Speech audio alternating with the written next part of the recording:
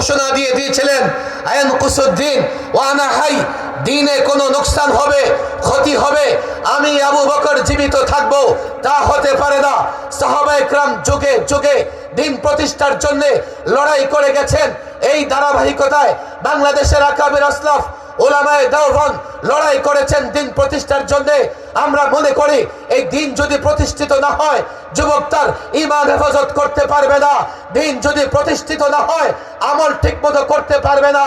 আমরা তোমাদের জন্য লড়াই করি, আমরা দিন হেফাজতের জন্য লড়াই করি।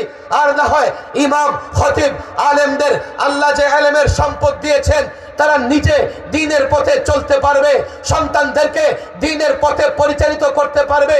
তুমি সাধারণ যুবক কোরআন পড়তে পারো না, কোরআনের অনুবাদ বুঝো না, হাদিস পড়ো না, তোমার ঈমান কেমনে হেফাজত হবে?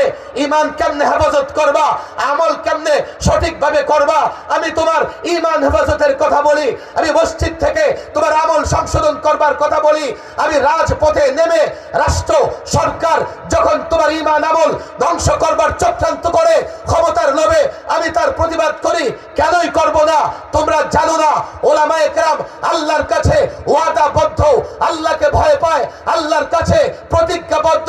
আর যাই হোক না কেন, আর যাই হোক না কেন, আর যাই আসুক না কেন, যেখানে প্রতিবাদ হবে, ব্যক্তি প্রতিবাদ করে তার প্রতিবাদ করা হবে, ব্যক্তি ইসলামের বিরোধিতা করে তার প্রতিবাদ করা হবে, রাষ্ট্র সংবিধান সংশোধন করে হলেও তার প্রতিবাদ করা হবে, রাজনৈতিক দল যদি ইসলামের বিরোধিতা করে তারও প্রতিবাদ করতে হবে।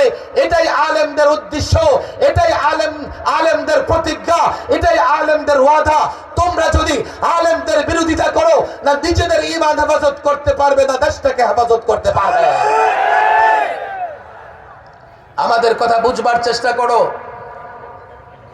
আমরা যখন মাহফিলে বসে কথা বলি, আল্লাহর কসম আমরা কারো দুশমন নই।